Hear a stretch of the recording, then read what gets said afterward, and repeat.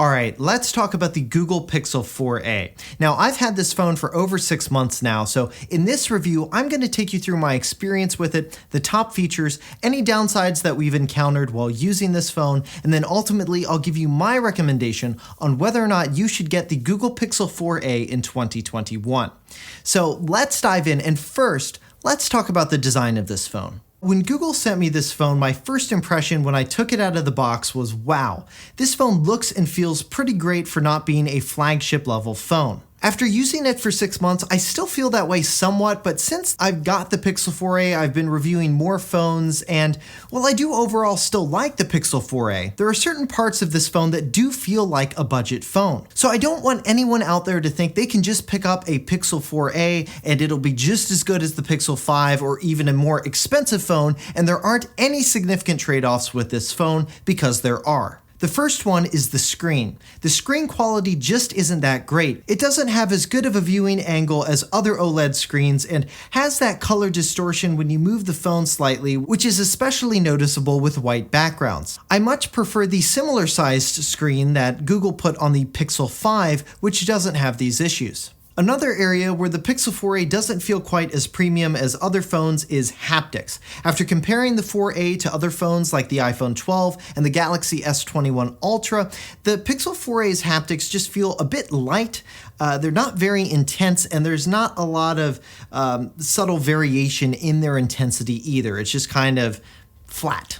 Another dead giveaway that the Pixel 4a is a less expensive phone is it doesn't have any wireless charging or water resistance, and the processor isn't top of the line either, though Google has done a pretty good job of optimizing Android and their Pixel launcher to make it feel snappy and fast enough. I haven't noticed any significant lag with this phone when using it casually. Now, while it feels fast enough, I wouldn't say it's like blazing fast like you get with the Galaxy S21 Ultra. And the reason for that is the 120Hz display that phone sports. The Pixel 4a only sports a 60Hz display, so it won't feel as fluid as some other phones you may be familiar with, like the Pixel 4 or Pixel 5. Alright, so those are some of the things that after using the Pixel 4a over the past 6 months that stick out as being obvious areas where Google made decisions to help keep the price down and ultimately give the phone a more budget feel. Which isn't a bad thing, but something to keep in mind when you're considering a phone and what's important to you.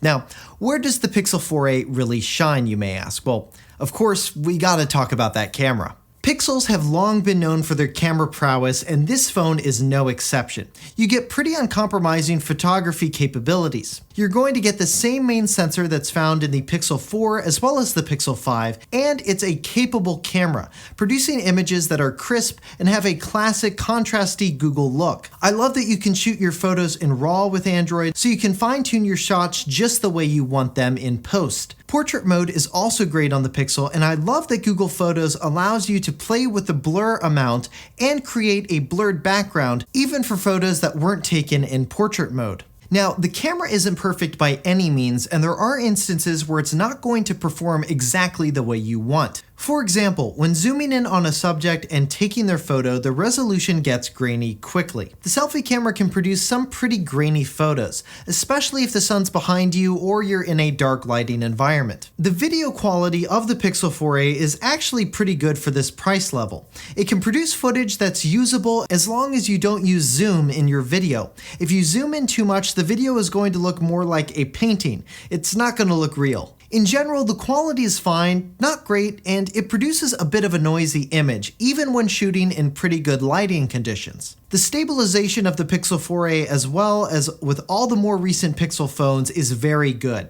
Google software does a good job of focus tracking as well. You can track a moving object and keep it in focus and correctly exposed by tapping and holding on it. Like with photos, the video footage also skews more towards a cooler cast, which in my experience doesn't always exactly look true to life. Another part of this phone that I think Google did a really good job with is the overall exterior design. The weight of this phone feels great. It's perfect for one-handed use, and I can hold this phone in my hand all day long and not feel any fatigue in my hands or fingers, which is something I definitely feel with a heavier phone like my Galaxy S21 Ultra or even the iPhone 12 Pro. The backing of this phone also feels nice. It doesn't show fingerprints, it's smooth but grippy. The all-screen design is also something I've appreciated on this phone at this price level as well, and I'm not really bothered by the hole punch cutout for the selfie camera. The storage capacity of this phone is another high point with its 128 gigs of storage,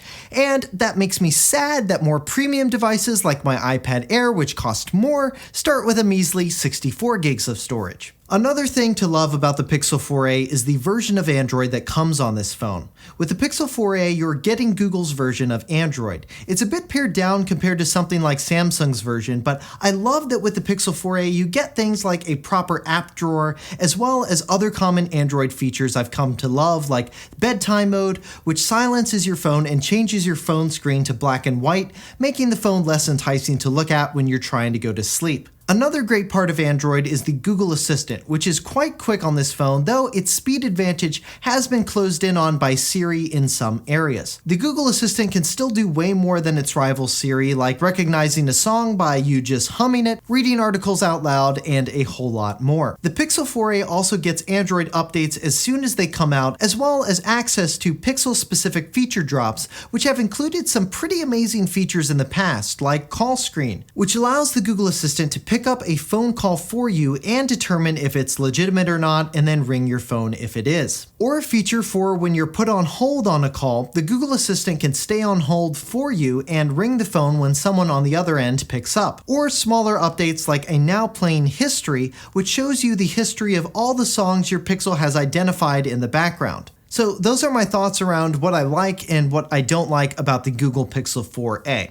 Now let's talk a little bit about who should get this phone and if I think the upgrades that the Pixel 5 offers are worth it over getting the Pixel 4a. In general, I think the main differences between the Pixel 4a and the 5 are that the Pixel 5 has a better screen, better camera capabilities with its wide-angle lens, and additional stabilization features, wireless charging, water resistance, and a better processor. If you want the Pixel 5's camera, 5G, and a better processor but at a cheaper price and in a larger form factor, then the Pixel 4a 5G is going to be that phone for you. To me, the Pixel 5's upgrades make a significant difference when using that phone versus the Pixel 4a, especially when talking about the Pixel 5's screen quality and its wireless charging capabilities. To you, however, given the price difference between these two devices, it may not be worth it. Now, if you want to learn more about the Pixel 5, I'll link our review of it here and in the video description below. So, do I recommend the Google Pixel 4a? Yes.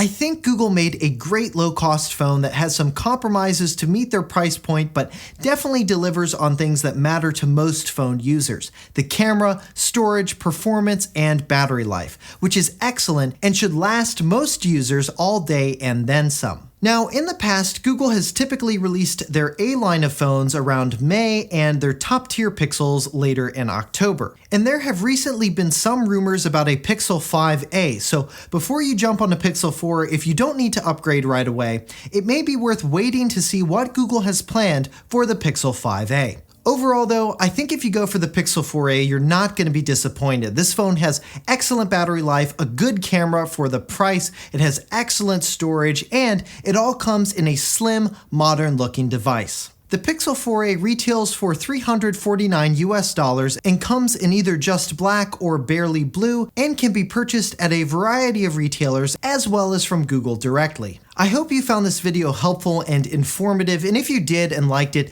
make sure you hit that thumbs up button below and subscribe to the channel to see more 6 months later reviews like this one, as well as other videos on Google products. Well, that's going to do it for me. For 6 months later, I'm Josh Tedder. Thanks for watching.